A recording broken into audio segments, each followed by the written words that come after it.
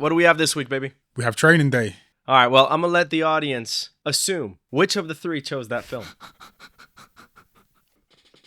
You have our pass. Do they have the pass? I mean, let's see who, All right, so go for it, man. Well, it's a fantastic film. Just a brief overview. The story follows a police officer in America called Jake Hoyt, who's moving department. He wants to get out of the office and he wants to join the prestigious narcotics team. Who's heading up the narcotics team is none other than the detective, Alonzo Harris, played by Denzel. Jake, he's a good guy. He wants to be a good cop. He wants to provide for his family. Alonzo is rogue, not by the book, and does things as he pleases. I think this story is almost like a modern day Greek tragedy because this character, our main protagonist, Alonzo, his pride and his ego is his demise. Directed by Antoine Fuqua. Yes. Written by David Ayer. Yes. A white man. First time I saw the film, I thought to myself, you know what Quentin Tarantino thought when he saw that film? God damn it, I got competition. Yeah. He was letting that N-word fly way too loosely, bro. He was letting it fly. It was comfortable, man. Chill. Fantastically written script. I'd like to go into that as well because I know there was a lot of improvisation from Denzel himself. Yes, sir. The lines. And so how do you think Denzel's improvisation elevated the story and also elevated his character, Alonzo? It's everything. Denzel's improvisation is 99. I mean, actually, no. It's 99%. 99% bullshit. But it's entertaining. Now, you tell me your bullshit. Because you obviously won't let me read. Come on. Denzel's improv is the reason why he won the Oscar. Absolutely deserved Oscar. Most of the lines that we remember and we've come to love over the years are all a fucking fruit of Denzel's imagination. Powerhouse performance. To what extent did it elevate it? The script was good. It would have made a good film. Yeah. Denzel's improv made it legendary. So it was a real quiet night. Boom!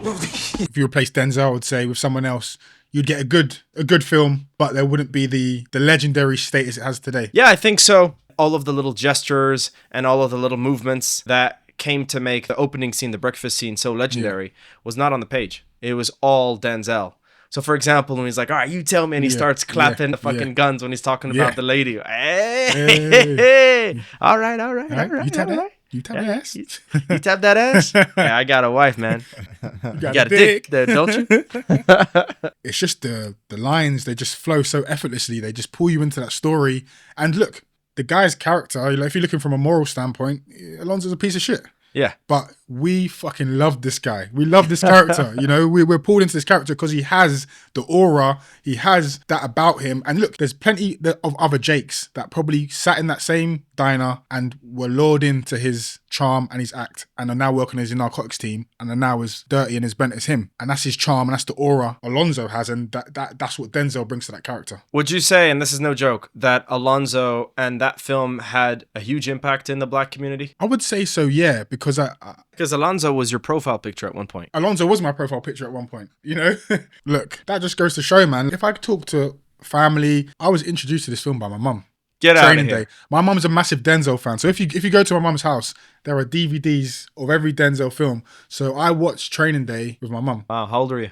I can't remember. Probably not old enough to watch it. That's my mum still allowed parenting. me, and I was blown away at that time. So I think, it did have a massive impact because also you got to think, look, if it was another actor, maybe an unknown, it might not have had that impact on the black community. But I think because it's Denzel, it's like everybody's uncle. And so, do you know what I mean? So even if he's paying... I thought it was Bill Cosby.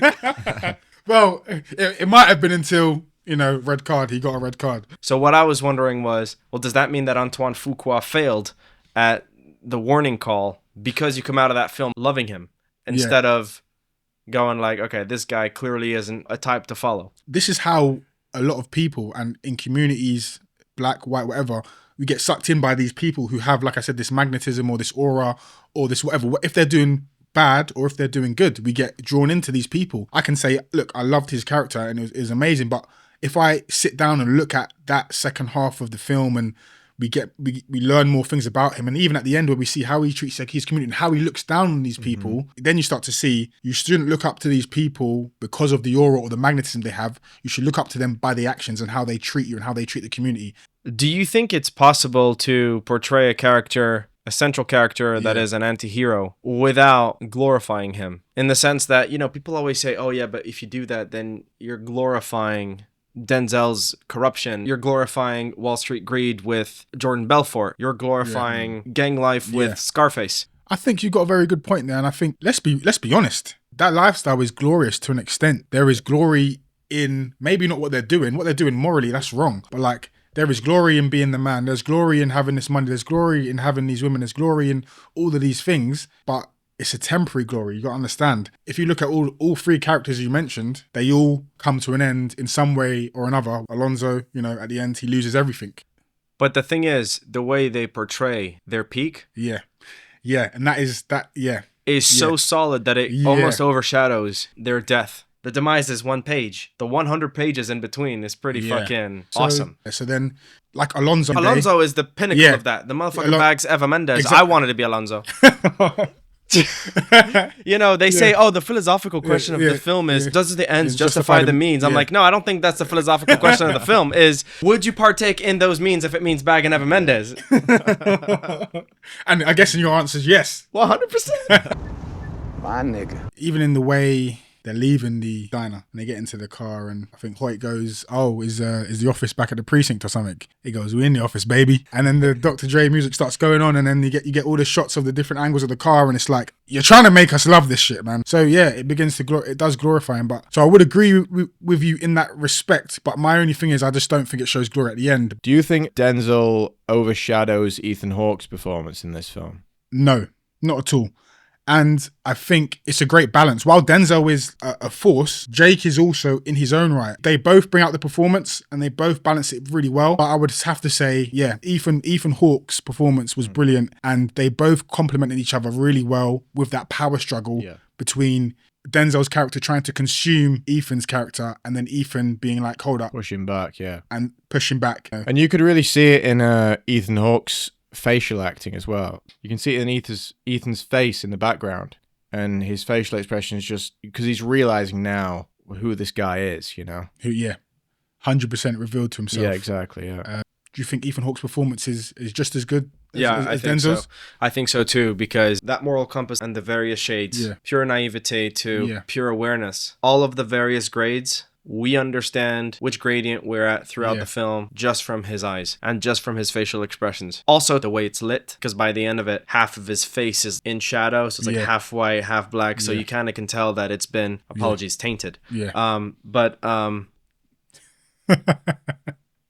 wasn't trying to pay that any mind. But it's all in the facial expression. And I think that little by little, the corrosion of this guy's naivete. Ethan, in an interview, he said, a journalist was asking, like, what did you wish to bring forward? Yeah. And he was like, Denzel eats actors for breakfast. I wanted to make sure that I wasn't one of those actors. Yeah. And I honestly think that he pulled it off. 100%. You get the picture? Yeah, I got the picture. What I love about the writing is it really confirmed ultimately what Quentin Tarantino said. If you want to be famous, just write a fantastic script. The first thing that everyone just keeps on talking about and putting forward is not Denzel's performance. Everyone is mentioning it's just a great script. Joel Silver just talking about the script. Ethan Hawke talking about the script. Denzel talking about the script. The director raving about the script. Ayer just being very humble. I guess if you're a first-time writer, you can only be humble, though, can't you? For sure. Yeah. I mean, to be fair, man, I'd also make myself as little as possible after using so many N-words. But like... obviously, we've already discussed the breakfast scene. Yeah. One of them that I wanted to discuss with you guys, the Roger scene, and how everything in this film is just so meticulously planned. Basically, Roger makes a joke, which I believe is an analogy to the whole film. I'd like to read it for y'all if you don't mind, and then I'd like to interpret it. Wow, G. Bro, look at this shit. The guy writes like an inmate. Okay. Look. Bro, look at that. That's like rapper handwriting. I can't even see it, This is look, man. Okay, so I'm gonna try reading this shit. Do you want me to read it for you? Because go for I'll it. read it for you. I'll do it because I wrote it down, and I don't want to put you through the pain of reading my handwriting. Man walks out of his house on his way to work. He sees a snail lying on his porch, so he picks it up, chucks it over the roof into the backyard. The snail bounces off a rock, busts its shell. I can't even read my own writing. Busts its shell up. All this shit lands in the grass. The snail lies there dying, but the snail doesn't die. And after a while, it can crawl again. And one day, the snail heads back to the front of the house. Finally, after a year, the little guy crawls back onto the porch. Right then, the man is stepping out on his porch to go to work again. He looks down at the snail and says, "What the fuck's your problem? Hey, you figure this joke out and you figure out the streets." Nice one. Nice There we one. go. I can read, I can write. A2. All right, so what does that analogy mean to you guys? I'm really curious to hear your interpretations because I have my own. I'm not entirely sure, but I'll give it a crack. I think it's this idea of perhaps the streets is this place that will eat you up and spit you out and leave you outside of where you're meant to be in life. But it always has this pull to pull you back to that place. Even though you know the consequences, even though you know the risks, you're always going to be sucked in. My take was that the snail is a person that wants something so badly that when they get thrown out, they'll still come back no matter what, even though they know that they're going to probably get thrown out again. And so it's like the snail is addicted, in a sense, to whatever is appealing to them past the man, if they can get past the man. So who's the man in this analogy? Whoever has the power for what they want. If it's power or money or glory or whatever, they want that and they'll always come back no matter what, seeking that despite the trauma that they might go through. It's almost like a drug addict in that sense, or a power addict. The snail is Denzel's character because he's trying to constantly be on top of everything. He's got this big ego. He knows in a sense from his insecurity that he's almost losing grip of it. And he's still coming back and he's wanting more from someone that won't give him more. It's interesting because you said that for you the snail is Denzel. My interpretation of it is the man is Denzel in that scenario, and the snail is Hoyt, Jake. Okay. Yeah. The man underestimates this puny little thing, which he believes to be helpless, can be dealt with easily. He's food, man, on the streets. He's food on the streets. Picks him up, throws him over the fence. His shell breaks. He goes on, forgets about him. The snail makes up a new shell and finds his way back into the home of the man. The man comes out, and this time the man's looking at the snail, and the snail's like, "What the fuck are you looking at?" What the man thought he could easily deal with, in the end, comes back to bite him. And where does Jake come back to find him after he believes he's killed him? In his fucking house. And then and the guy's like, "What the hell?" he goes, "Well done, you passed the test." He tries to get out of it. I'm like, yeah. See, even in that moment there where he says that line, he still thinks of Jake as the snail. And I think that that's what he meant by, you understand that, you understand the streets. What about that cries and smiles?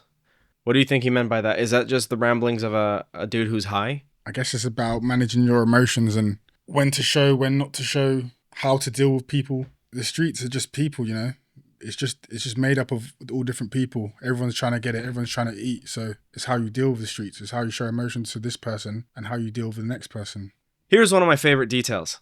The fact that Roger tells him, "You know I got your back, right, Alonzo?" After he tells him about the fact that he's owing the Russians $1 million. Yeah. Later, we come to find Roger is sitting on $4 million. He doesn't have his back. He could have given him fucking $1 million, but he doesn't. And I love that detail. Pow! Boom! After he refused to sign the thing saying, "Okay, Jake shot Roger." Yeah.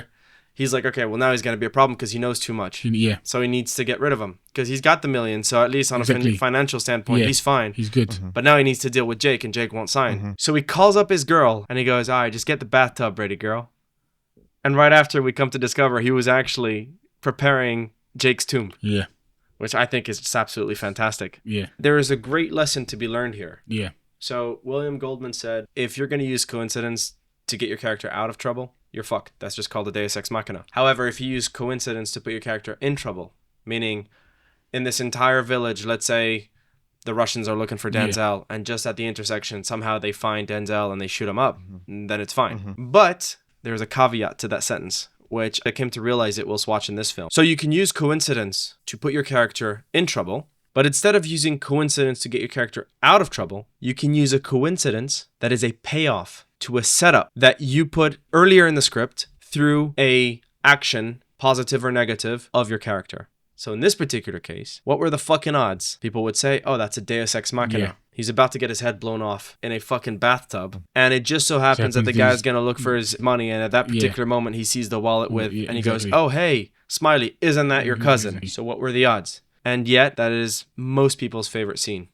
Do you think as well that Jake knows that he was actually willing to move the needle a little bit in terms of the moment when you go back to the initial moment in the car where he actually smokes? I think for Jake, that's a big thing because I think he takes his job pretty seriously. There's a little moment where he goes, get the fuck out of the car, if you're not going to smoke, just get out of the car. Mm-hmm. He could have got out of the car. He could have walked away from that moment and not crossed that line, but he had to cross a small line. We've already seen that he was already beginning to be corrupted by Alonzo, even though the end wasn't as evil as Alonzo's. Yeah. And ultimately, it's still, he's laughing at a joke that's not funny, and they're telling him, why the fuck are you laughing? Yeah. So he's being untrue to himself in order to gain a position, and that position being a detective. He smokes weed. He then goes on to, with a fake warrant, a fucking Chinese menu, he breaks into Sandman's house, and he instantly understands that what they're doing is unlawful, and yet he's still standing there. Alonzo is showing him, listen, you motherfucker, you're no saint. I have tainted you on the job, and your actions clearly spoke louder than your little preachy philosophy. And in fact, the ease at which Jake is malleable is his undoing. That's what gets him